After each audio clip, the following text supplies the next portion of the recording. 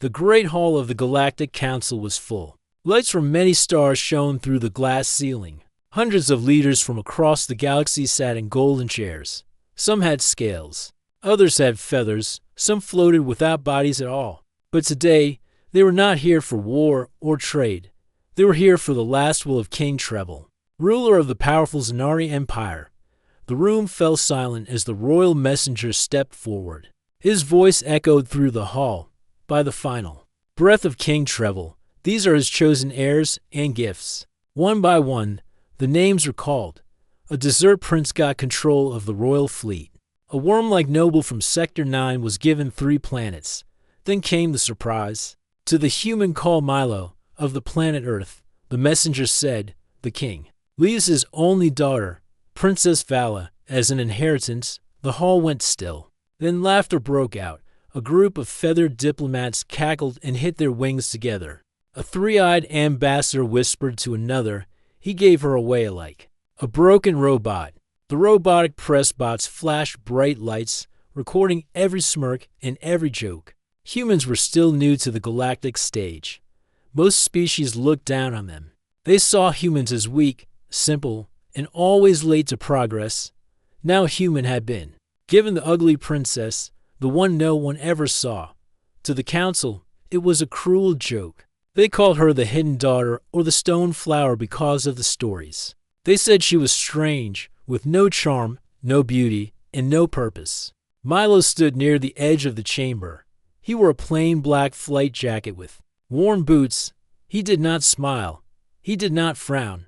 He did not react at all. His short brown hair was a little messy, his face calm. He looked more like a cargo pilot than a royal heir. The speaker looked around the room, then cleared his throat. This order is final. The princess is to be released from palace grounds and turned over to her new guardian and rightful heir. The council whispered again. A few nobles tried to hide their laughter behind long sleeves. One of the council members, a tall being with silver eyes named Lord Resin, stood up. This is an insult to the royal line. A human, given charge over Zanari blood? Another spoke from behind a gold mask. He has no noble title, no power, not even a fleet. This will bring shame to the throne. Milo turned his head. His voice was calm, but firm. I didn't ask for this, but if the king gave it to me, then I'll honor it. Someone in the back snorted. Honor or play along for the reward? Milo looked up at the council. He spoke again. I didn't come for reward. I came because I was called. I will take what was given, not because I think I deserve it, but because someone trusted me too. Some in the crowd grew quiet. Others looked at him with interest. He was not angry. He was not proud. He was just steady, like a mountain in the storm. The council chairwoman, a floating sphere of soft light, finally spoke. The will is sealed. It cannot be changed. The human Milo will be granted the inheritance. Transport is being prepared. The princess will meet him in the palace gates by dawn. The meeting was over. The leaders filed out, still chuckling. Some thought the matter was closed, a human given a strange gift, and that was all. But far away, behind the palace walls, Princess Vala stood by her window. She had heard the news. Her long gray hands held a crystal orb that once belonged to her father. Her skin was pale silver with a faint shimmer. Her eyes were large and uneven in color, one deep blue, one green like old stone.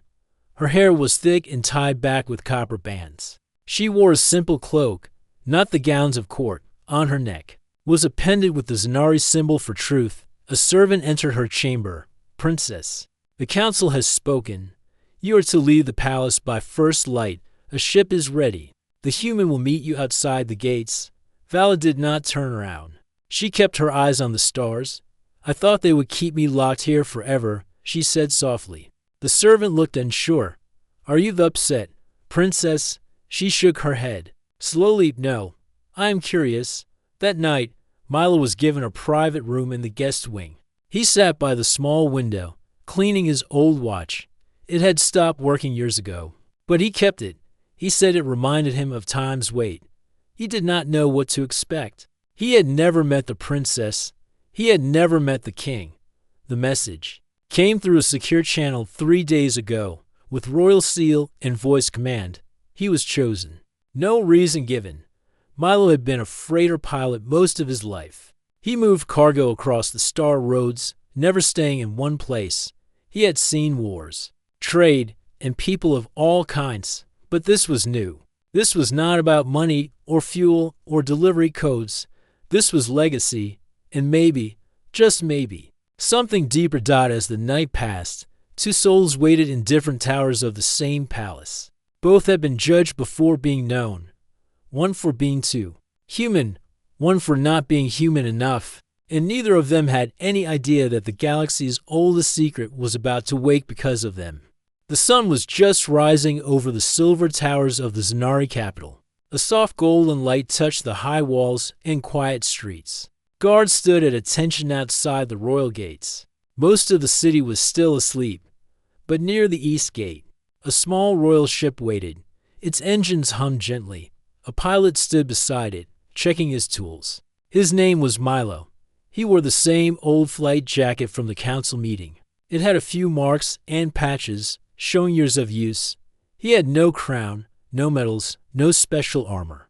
Just steady hands and a quiet face. At the palace door, Princess Vala stepped out. She walked slowly, her gray cloak brushing the ground. Her steps were quiet. No crowd had gathered. No farewell was given. Just one older servant watched from behind the door. He gave her a sad smile. She nodded in return. Vala looked around. The garden was still full of morning mist. Flowers opened to the light. Birds with soft glass wings flew over the stone path. She saw Milo near the ship. He turned and looked at her. Their eyes met for the first time. Vala expected a long stare or a quick glance away, but Milo simply gave a small nod and said, "Good morning, good morning." She replied. He pointed to the ship. "We're ready to go when you are." She walked to the ramp and paused. "Do I need to sign anything?" Milo shook his head. "No papers, just trust." That answer made her blink. She climbed aboard. Inside, the ship was simple. No golden seats or singing walls like the palace. Just clean steel, soft lights, and quiet space. Vala sat near a window and looked outside. Milo took the pilot's seat and tapped a few buttons. The ship rose into the sky. As they left the city, Vala spoke. "You're different." Milo didn't look back. "You mean for a human?" "No, I mean for anyone." He smiled a little. "You're different too." She didn't reply at first. Then she said, "They call me strange. They laugh at my face, even my voice." Milo said nothing. He kept flying. "I studied 10 languages. I read every royal law. I can solve power equations in my sleep. But to them, I'm still the broken gift." Milo glanced over him. "I never thought gifts could be broken, only unopened." Val turned to the window again. The stars were starting to shine. She didn't speak for a while. They flew in silence for an hour.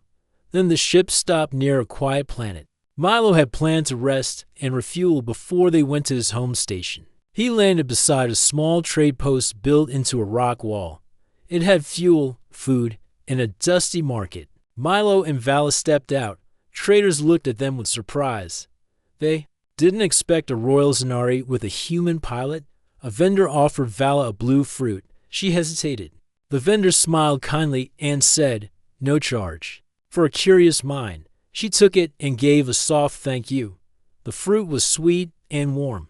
She smiled. Milo found a table under a large shade cloth. They sat down.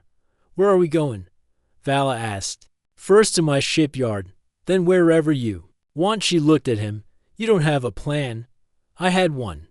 Then I inherited you." She raised an eyebrow. "Do you feel cursed?" "No.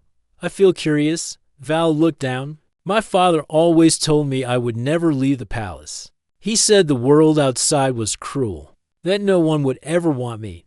Not as a queen. Not as a friend." Milo leaned back. "Sounds like your father didn't know the whole galaxy." She looked up. "Why didn't you laugh at me in the council room, like the others?" Milo thought. For a moment, "Because I don't laugh at people who stand alone in a room full of wolves." Val's eyes softened suddenly. An old Zanari woman walked by and stopped near them. She wore traveler's robes and carried a long staff. Her eyes were clear and sharp. "You are the daughter of Treble," she said to Vala. Vala stood quickly. "Yes. How do you know me?" "I knew your mother," the woman said. "She was kind and wise. She kept secrets in her eyes." Vala looked surprised. "No one speaks of her anymore." "She left something for you," the woman said. She reached into her bag and pulled out a small crystal cube. "I was told to give this to you when the stars chose your path." Vala took the cube gently. "Thank you." The woman bowed, then walked away without another word. Vala sat down again, holding the cube tightly.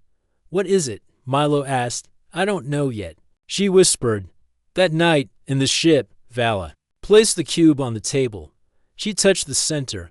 It glowed softly and showed an old star map. Lines of light connected systems lost to time. At the end of the map was a symbol in ancient Zanari code.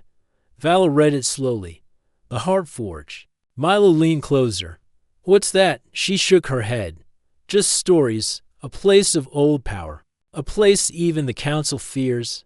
Milo looked at her. "Do you want to find it?" She looked back.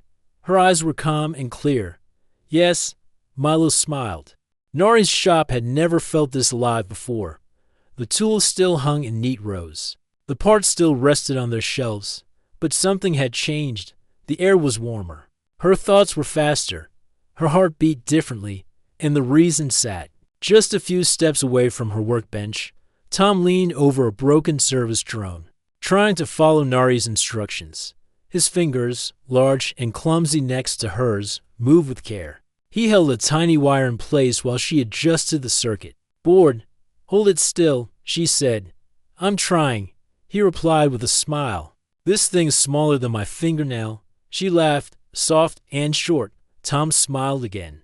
He liked that laugh. It was rare, like a star seen only once in a long season.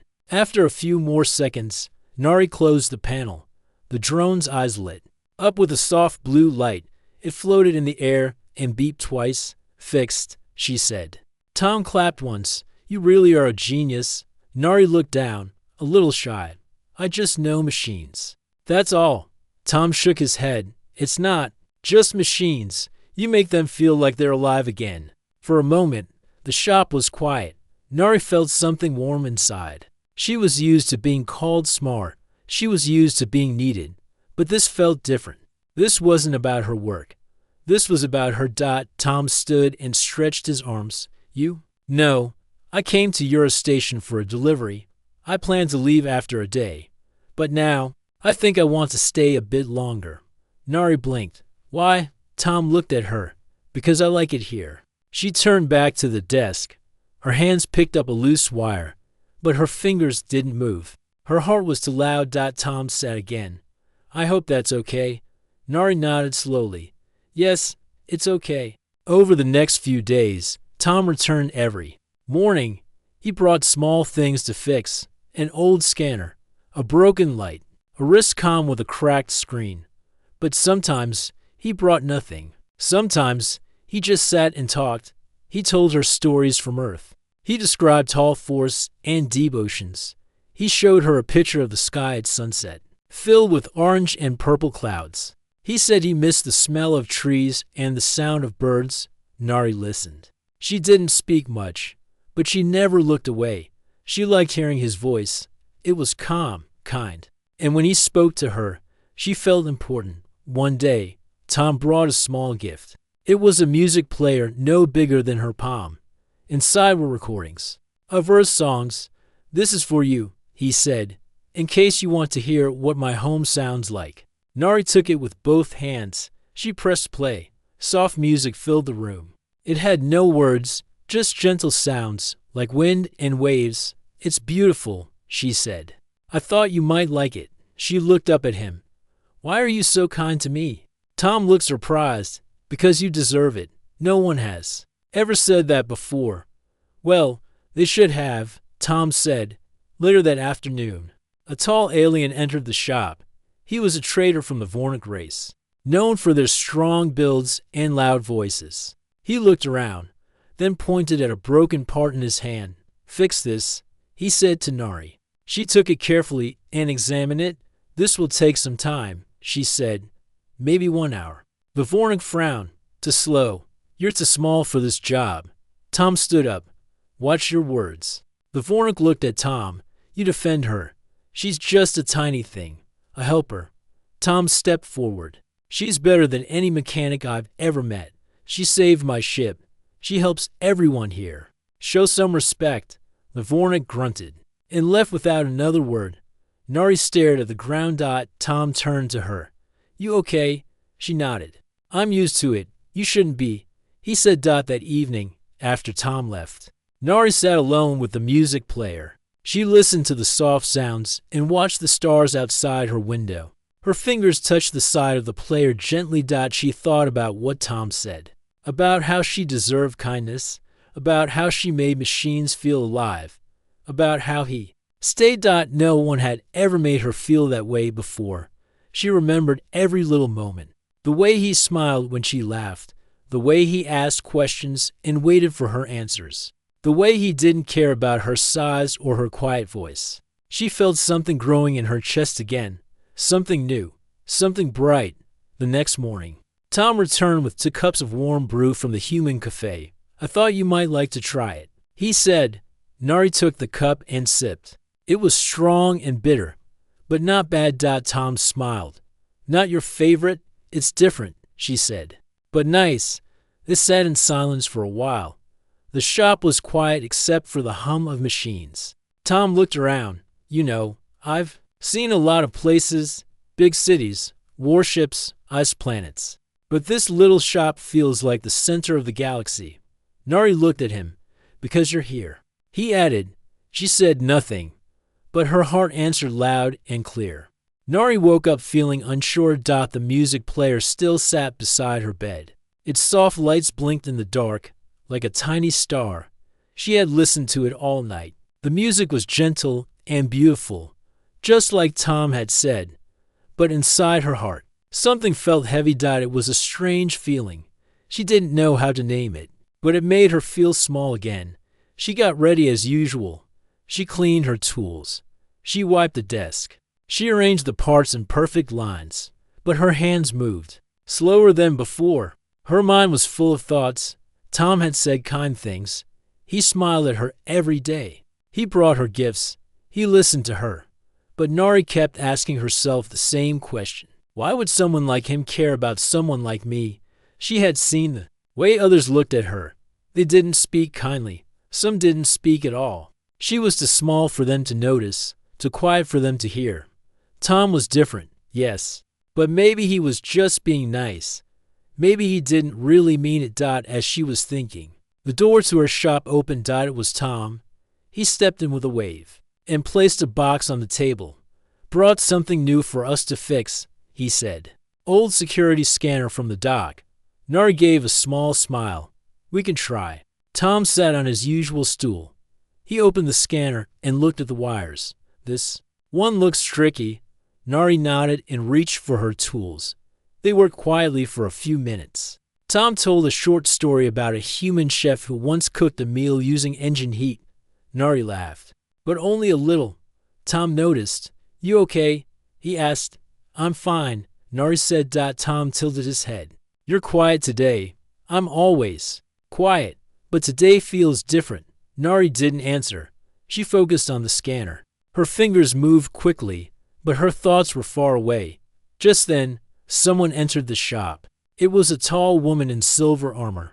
She had long green hair and a sharp look in her eyes. She was a trader, one of the regulars who walked through the station like she owned it. She stopped when she saw Tom sitting next to Nari. Well, the woman said, didn't expect to see you here again, pilot. Tom stood up. Hello, Mira. Mira looked at Nari and then back at Tom. You're still visiting the little mechanic? She asked, loud enough for others outside to hear. I thought that was just a one-time thing. Tom frowned. She's a friend. A good one. Mira laughed. Friend, you must be bored. She's half your size and barely talks. There are hundreds of others here. Why her? Nari stayed quiet. Her heart beat faster. Tom's voice became firm. Because she's smart. Because She listens because she cares about others more than most people care about themselves. Mira raised an eyebrow. Careful, Tom. People might think you've fallen for her. Tom didn't say anything for a second. Then he looked at Nari. Maybe. I have. Mira stared for a moment. Then she laughed again and walked away. Good luck, she said as she left. You'll need it. The door closed behind her. Silence filled the shop. Nari stared at the floor. Her hands were still. Her heart felt like it would break. You didn't have to say that, she whispered. Tom looked confused. Say what? That you care, she said. Not like that. Not in front of others. Why not? Because it makes things harder, Nari said, her voice quiet. Now they'll talk. Now they'll laugh. Tom stepped closer. Let them laugh. I don't care what they say. But I do, Nari said. Her eyes didn't meet his. I've lived on this station for years. I've worked hard. I've helped everyone. But still, they look at me like I'm nothing. Tom was silent. Nari continued. You're kind. You make me feel seen. But maybe I don't deserve that. Maybe I was right to stay alone. Tom took a deep breath. He didn't speak with loud words. He didn't try to argue. He simply sat beside her again and spoke with a calm voice. Nari, he said, you've helped me more than you know. When I came here, I was just passing through. I was tired. I was running from noise, from people, from everything. She looked at him now, just a little. You gave me peace, he said. You fixed more than just my ship. You made this place feel like home. Nari's voice shook. But I'm small. I don't belong in your world. Tom smiled softly. You belong in every world, especially mine. She looked down at her hands. They were the same hands that had fixed hundreds of machines. The same hands that had built her little shop. The same hands that Tom had watched with wonder. I don't know how to do this, she whispered. Neither do I, he said. But I want to try. Outside the shop, the station lights flickered. A group of travelers passed by, laughing and talking. But inside, the shop felt quiet again. Not because of fear, not because of doubt, but because the hearts were learning to speak. In silence, Nari stood up and walked to her shelves. She picked up a small silver gear with a soft glow. She placed it on the table in front of Tom. What's this? He asked. A gift, she said. It belonged to my first repair kit. I've kept it for years. I want you to have it. Tom picked it up carefully. Thank you. Nari looked at him. You stayed even when I pushed you away. That means something. He nodded. It means everything. The silence between them now was gentle. Not heavy, not sad. Just quiet and full of meaning. And as Nari sat beside Tom again, she felt something new. She wasn't just a small alien with clever hands. She was someone who mattered to at least one person in the galaxy. And maybe, just maybe, that was enough. A sudden alarm shook Yura Station. The bright red lights blinked urgently. A loud siren filled the halls. The power grid was failing. The gravity was flickering. Panic spread quickly. Nari was at her shop when the alert came. Machines stopped working. Lights went dim. She heard voices shouting outside, people running, doors slamming. Her heart raced, but her hands did not shake. Tom burst into the shop. His face was serious but calm. We have to help, he said. The station's core systems are failing. If we don't fix it fast, the whole station could lose power. People could get hurt. Nari grabbed her tool belt. Show me where. They ran through the station corridors. The gravity was weak. Their steps felt light, almost like floating. Sparks flew from broken panels. Thick cables hung loose. The hum of machines grew faint. They reached the central control room. Engineers and technicians were shouting orders. Screens flashed warnings. The chief engineer pointed at a panel. The coolant lines in Sector 4 are leaking, he said. If the core overheats, it will shut down completely. Nari looked at Tom. We can get there, she said. Tom nodded. Together, they moved into the maintenance tunnels. The pipes were narrow and dark. Pipes dripped with cold liquid. The air smelled of metal and oil. Nari's small size was an advantage. She slipped through tight spaces easily. Tom followed, holding a flashlight. They had reached Sector 4. The coolant pipes were cracked and leaking. The liquid sprayed onto the floor, sizzling as it touched hot metal.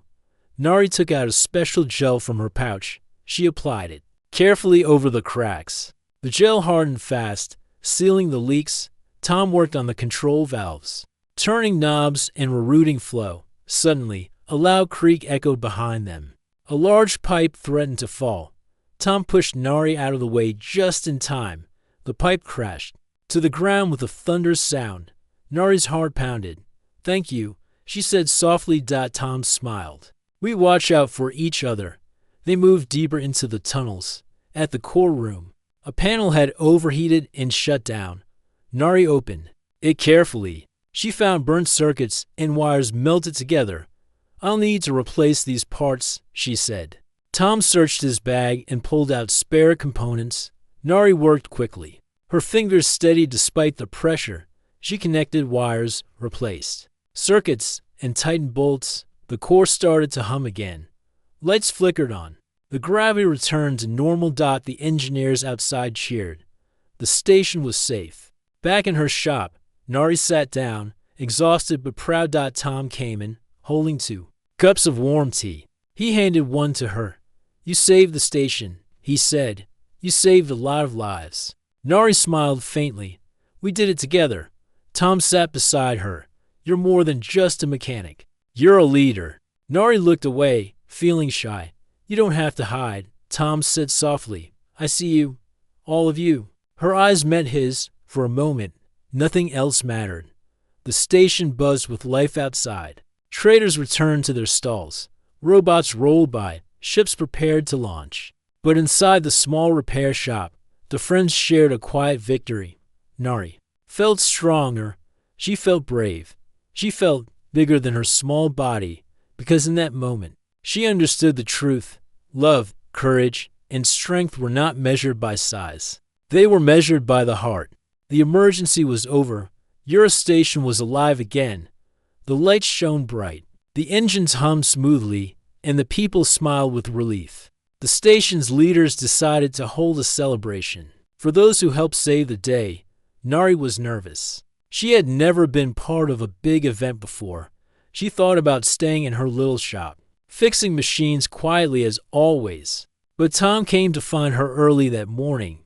"Come with me," he said with a warm smile. She hesitated, then nodded.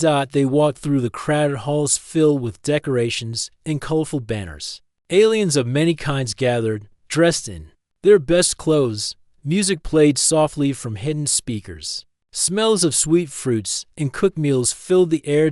Tom guided Nari to the main hall. It was larger than any place she had ever seen. The floor was polished and shiny. The walls glowed with soft lights. On the stage, the station captain waited to speak. When Nari stepped forward, a hush fell over the crowd. Some eyes widened in surprise. Some whispered quietly. Many were used to seeing tall or famous heroes. Few expected to see a tiny tinny. The captain smiled kindly. "Today, we honor the bravery and skill of Nari," he said. Though small in size, she showed great courage and saved our station from disaster. Applause filled the room. Nari's cheeks warmed. She looked at Tom. He gave her a proud smile. The captain held out a shining medal. "For your service and heart, we present you this award." Nari took the medal carefully. It was heavier than she expected. It felt important. After the ceremony, people came forward to shake her hand and say thank you. Some asked questions about her work. Others wanted to know about her life. Nari answered with quiet confidence. Tom stood beside her, proud and happy. A group of young aliens approached and asked her to teach them how to fix machines. She smiled. "I will try." The celebration went on for hours. Music played. Food was shared. Stories were told. Nari laughed more than she had in a long time. At one point, Mira, the tall woman who had mocked Tom before, came forward. She looked at Nari differently now. "Your work saved us," Mira said simply. "I was wrong to judge you." Nari nodded. "Thank you." Tom wrapped an arm gently around Nari's shoulder. "See, you belong here." As the night grew late, Nari and Tom found a quiet corner. They sat together under the stars shining through the station dome. Tom handed Nari a small box. "What's this?" she asked. "Open it," he said with a smile. Inside was a small music player, different from the one Tom had given her before.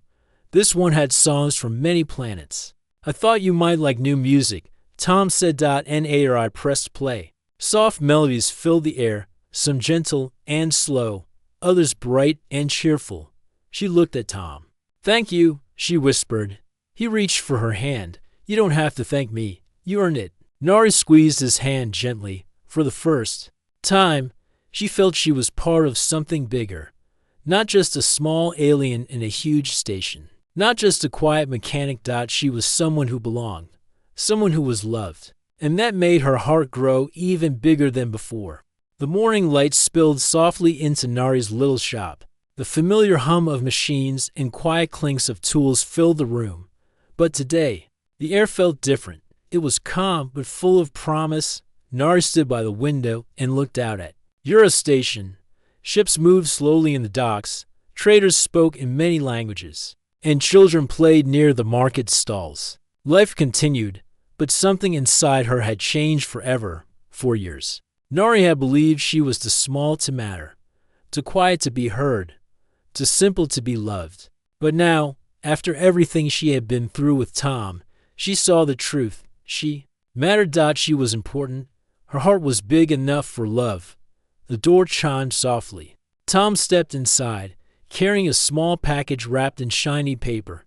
"Good morning," he said. Smiling, Nari's face lit up. "Good morning." He set the package on the table and sat down beside her. "I have something for you," Tom said. "It's not a tool or a machine part, just a little something." Nari carefully unwrapped the paper. Inside was a small, hand-carved box made from dark wood.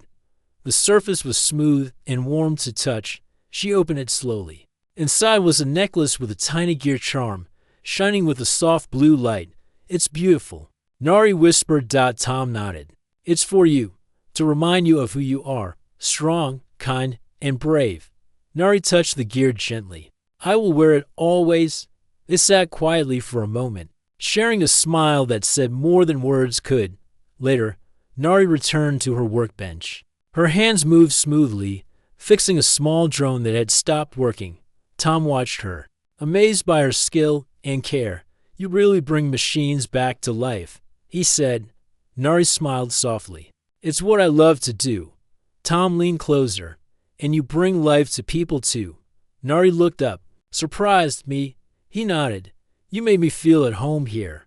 When I was lost and tired, you gave me hope. You showed me kindness." Her cheeks warmed again.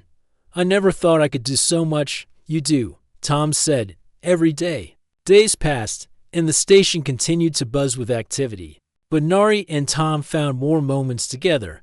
They explored quiet corners of the station, shared meals at little cafes, and talked about dreams. One afternoon, as they sat watching the stars through the big observation window, Tom turned to Nari. "Do you want to travel?" he asked. Nari thought for a moment. "Yes, there's so much I want to see." Tom smiled. "Then let's go." Together, Nari's heart soared. She had once been afraid she was too small. Now she knew she was ready for anything. Ready to face new worlds. Ready to make new friends. Ready to live her story. And with Tom by her side, she knew she was never alone. The stars outside twinkled like promises waiting to be kept. Nari reached out and took Tom's hand. "We will make a great team," she said. Tom squeezed her hand gently. "Yes," he agreed. "A team that can change the galaxy." And so, under the shining stars of Eurostation, a small alien with a big heart and a human pilot with steady hands began their new journey. Together,